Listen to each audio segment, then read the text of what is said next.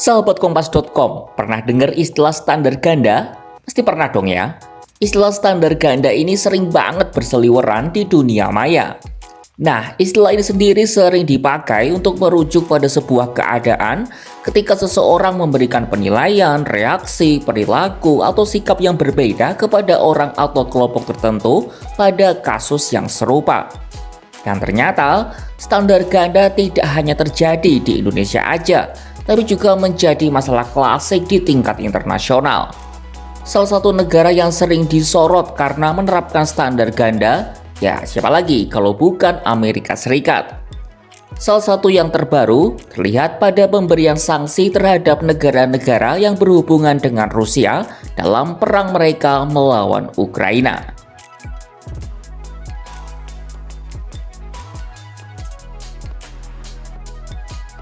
Rabu 12 Juni 2024, Amerika Serikat secara sepihak memberikan sanksi kepada 300 lebih perusahaan maupun individu yang disebut ikut bantu Rusia, baik secara langsung maupun tidak dalam operasi militer di Ukraina.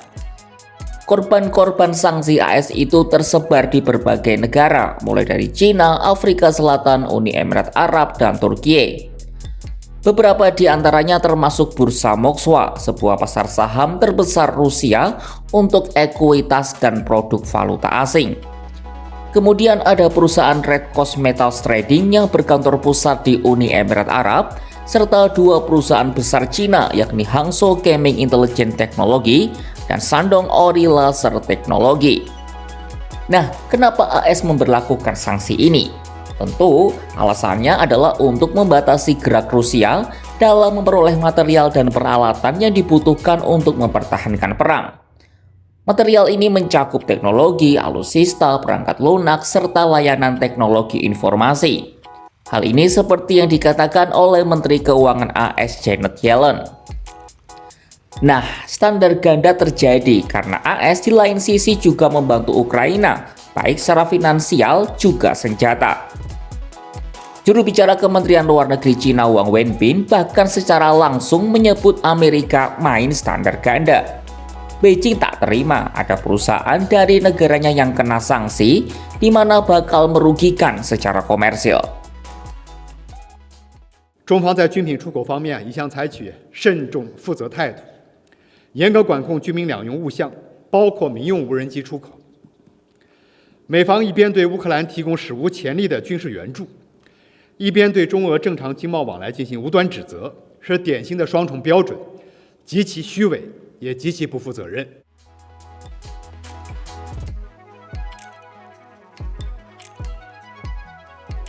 Amerika Serikat telah berkali-kali memberikan dukungan finansial maupun persenjataan ke Ukraina sejak perang Rusia-Ukraina bergulir.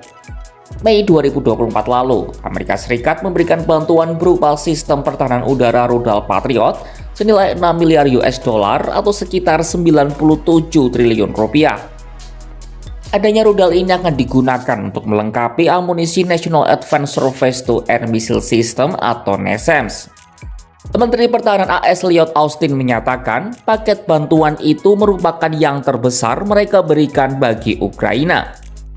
Adapun bantuan rudal Patriot ini dipilih mengingat situasi Ukraina yang sangat membutuhkan perisai udara untuk mengantisipasi serangan rudal Rusia. Terlebih, Amerika Serikat memperkirakan perang Rusia-Ukraina masih akan berlangsung dalam waktu yang lama. Sebelumnya, Amerika Serikat juga sudah mengirim rudal jarak jauh ATACMS atau Army Tactical Missile System ke Ukraina. Rudal jarak jauh itu tiba di Ukraina pada April dan akan digunakan di wilayah kedaulatan Ukraina. Amerika Serikat memberikan ATACMS jarak jauh kepada Ukraina atas arahan langsung Presiden. Nah, saat Joe Biden bertemu dengan Zelensky dalam gelaran G7 pada Kamis 13 Juni 2024, ia menyebut negaranya akan terus menyokong Ukraina hingga kebutuhan mereka terpenuhi. I'd be happy to respond to that.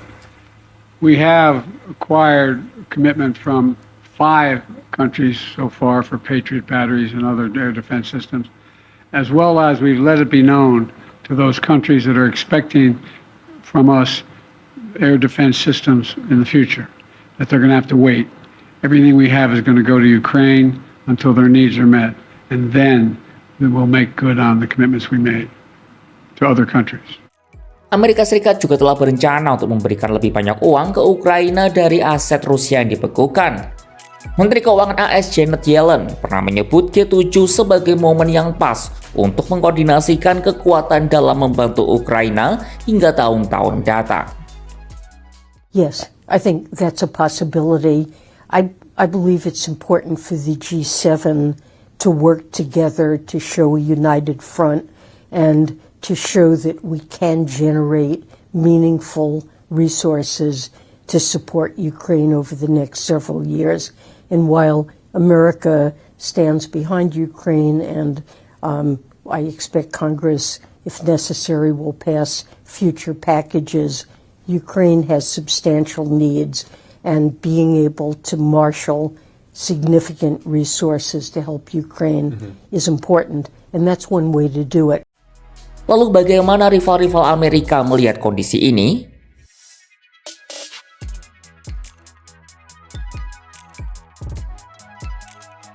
Dua negara yang menjadi rival utama Amerika, yakni China dan Rusia, siap untuk memberikan tindakan balasan terhadap sanksi dari AS tersebut. Lewat juru bicara Kementerian Luar Negeri China, Lin Jiang, pada Kamis 13 Juni 2024, ia memastikan negaranya akan mengambil semua tindakan yang diperlukan untuk menjaga kepentingan nasional. 中方不是乌克兰危机的制造者，也不是当事方，绝不接受抹黑施压、甩锅推责。我们敦促美方立即停止滥施非法单边制裁，多为停火止战、恢复和平发挥建设性作用。我们也将采取一切必要措施，坚定维护中国企业和公民的合法权益。 Sementara Rusia mengajak untuk membalas serangan yang dilakukan AS dan sekutu-sekutunya. Wakil Ketua Dewan Keamanan Rusia Dmitry Medvedev mengajak negaranya menimbulkan kerugian besar bagi negara barat dan sekutu-sekutunya. Salah satu caranya dengan mempersenjatai musuh-musuh barat, termasuk di bidang luar angkasa.